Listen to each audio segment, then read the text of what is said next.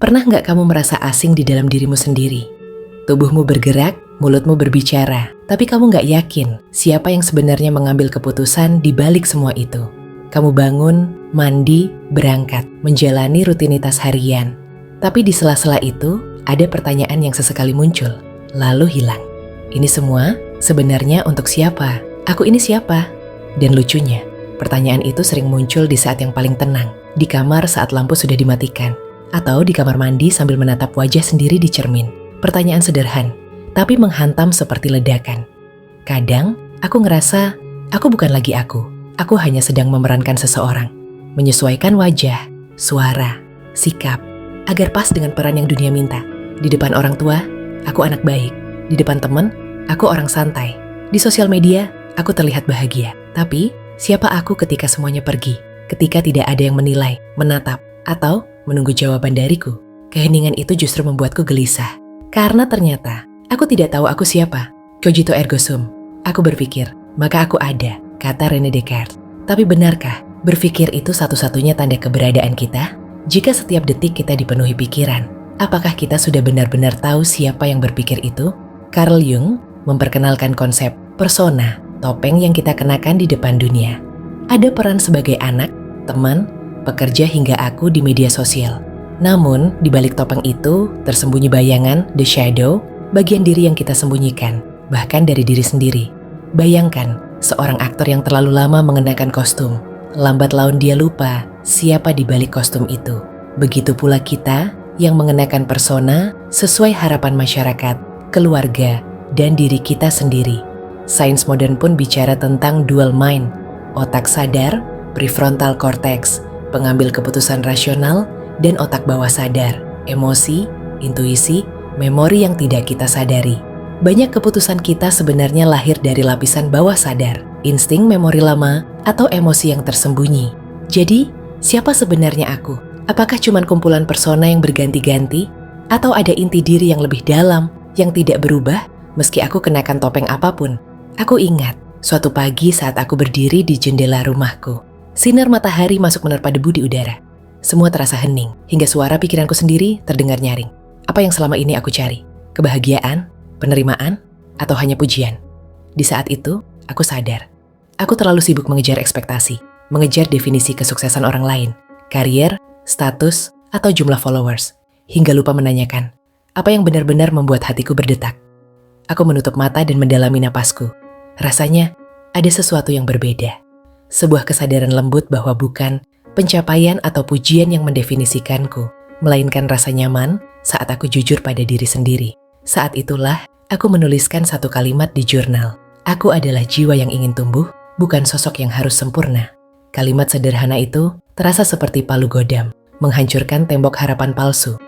Perlahan, aku mulai menyingkap lapisan persona, menatap bayangan yang kutakuti, ketidaksempurnaan, kerentanan, dan ketidaktahuan. Tapi di balik itu semua, aku merasakan satu hal, kebebasan. Kebebasan untuk memilih siapa aku hari ini, tanpa harus memenuhi ekspektasi masa lalu. Saat itu, titik puncak perjalanan batinku terjadi ketika aku berdiri di depan cermin, menatap bola mataku sendiri. Ada pertanyaan yang menembus sunyi. Kalau aku hilang, siapa yang akan merindukanku? Aku membayangkan, jika hari ini aku tidak bangun, jika semua teknologi padam, semua media sosial bisu, dan aku hanya jadi kenangan di pikiran orang lain. Akankah identitasku masih terasa? Dalam sekejap, semua persona yang biasa kupakai. Anak baik, sahabat ceria, karyawan andal, lenyap, yang tersisa hanyalah ruang kosong. Kesunyian murni yang membuatku sadar betapa rapuhnya definisi diri yang bergantung pada peran dan kebanggaan sementara. Air mataku menetes saat aku merasa bahwa selama ini aku berjalan seperti bayangan mengikuti skenario yang ditulis oleh ekspektasi luar. Aku bukan lagi main karakter dalam ceritaku sendiri, tapi figuran di panggung besar orang lain. Dan disinilah titik krisis. Bingkai realitasku retak. Aku kehilangan tumpuan untuk mengenali diri sejati. Semua pencapaian terasa hambar, semua pujian seolah hanya gema kosong. Tapi krisis juga bisa jadi awal baru. Dari kerapuhan itu, aku menemukan langkah-langkah sederhana untuk membangun kembali define diriku. 1. Ritual pagi berpusat pada diri. Sebelum membuka ponsel atau melihat kalender, aku menuliskan 3 hal yang paling aku hargai dalam diri sendiri. Kejujuran, rasa ingin tahu, dan kelembutan. Ini seperti menanam benih niat sebelum hari dimulai. 2. Surat untuk diri masa lalu dan masa depan. 1 kali seminggu, aku menulis surat untuk versi diriku 2 tahun lalu. Berterima kasih atas kegigihan, memaafkan kesalahan, dan memberikan dorongan. Lalu, menulis surat untuk diri di 2 tahun mendatang, membayangkan capaian batin dan pelajaran yang diharapkan. 3. Jurnal nilai pribadi. Setiap hari, aku mencatat satu kejadian di mana aku memilih nilai-nilai seperti keberanian, empati, atau kejujuran daripada ekspektasi eksternal. Ini membantu menegaskan siapa aku di mata diri sendiri. 4. Meditasi refleksi identitas. Duduk diam 5 menit, fokus pada pertanyaan. Siapa aku tanpa label? Biarkan pikiran mengalir, lalu catat kata-kata yang muncul. Kata demi kata itu adalah petunjuk bahwa ada inti yang abadi di dalam diriku. 5. Ekspresi kreatif tanpa tujuan, membuat sketsa, bernyanyi bebas, atau menari tanpa kamera. Kegiatan tanpa tuntutan, hasil ini membebaskan persona dan mempertemukan aku dengan bagian diri yang murni. 6. Percakapan mendalam. Bicara dengan teman terpercaya tentang pengalaman identitasku, mendengarkan cerita mereka, dan menemukan benang merah di antara kita. Dalam dialog itu aku menyadari, pencarian ini adalah bagian universal dari menjadi manusia. 7. Menjadi observator kehidupan. Setiap tertawa sedih, aku berusaha menyaksikan diri dari sudut pandang netral, seperti penonton. Cara ini membantu aku melihat pola dan memilih respon, bukan reaksi otomatis. Evaluasi bulanan. Setiap akhir bulan, aku melihat kembali jurnal, surat, dan kata yang muncul dalam meditasi. Aku merayakan perubahan sekecil apapun dan merencanakan langkah selanjutnya. Dengan ritual dan praktik ini, aku membangun jembatan dari labirin persona menuju inti diri yang otentik.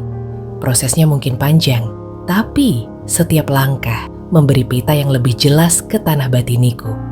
Sekarang, aku ingin kamu berbicara pada dirimu sendiri dan juga pada kita semua yang menonton. Coba ambil napas dalam, pejamkan mata sejenak, dan tanyakan, apa 3 kata yang paling menggambarkan siapa aku hari ini? Tulis jawabanmu di kolom komentar. Mungkin kamu akan menuliskan kata penjelajah karena selalu ingin tahu hal baru, atau penyembuh karena suka membantu teman yang terluka, atau pengamat karena lebih sering menonton daripada berbicara. Tidak ada jawaban benar atau salah. Ini bukan lomba, melainkan ruang untuk mengenal diri lebih dekat. Saat membaca kata-kata teman, kita saling terinspirasi bahwa di luar sana ada begitu banyak warna dalam jiwa. Pertanyaan siapa aku nggak harus dijawab sendirian. Ajak beberapa teman atau komunitas kecil yang kamu percaya, bisa di grup WhatsApp, Telegram, atau Discord, untuk ikut bermain. Setiap orang tulis 3 kata yang merepresentasikan diri mereka hari ini, lalu saling berbagi cerita. Bagaimana ketiga kata itu muncul dalam keseharian? Apa tantangan di balik kata-kata itu? Dari diskusi ini, kita menemukan bahwa identitas adalah mozaik unik yang dibentuk oleh pengalaman. Tidak ada satu versi benar tentang diri kita. Mendengar cerita orang lain membantu kita memahami diri secara lebih luas. Setiap perjalanan batin punya bab penutup yang lembut, bukan mengakhiri, tapi membuka halaman baru. Sekarang, tarik napas dalam dan rasakan ketenangan itu, perlahan merayap masuk. Ingat kembali kata-kata yang kamu tulis. Apakah kamu memilih penjelajah, penyembuh, atau pengamat? Apapun itu, kata itu menunjukkan satu hal. Ada kamu yang unik, dengan cara sendiri merayakan hidup. Biarkan narasi ini menjadi teman yang akan selalu ada ketika kamu bertanya, siapa sebenarnya aku? Kamu tidak perlu jawaban sempurna hari ini. Biarkan pertanyaan ini menjadi lentera yang membimbingmu setiap kali langkah terasa gelap. Di sini, kita tidak buru-buru menuntaskan jawaban. Kita cukup duduk bersama, menenun pesan dan harapan, dan memberi ruang bagi suara hati yang mungkin selama ini terabaikan. Sampai jumpa di video berikutnya. Jaga dirimu, jaga rasa ingin tahumu. Dan ingat, kamu bukan janji kosong. Kamu adalah kisah yang sedang ditulis setiap hari.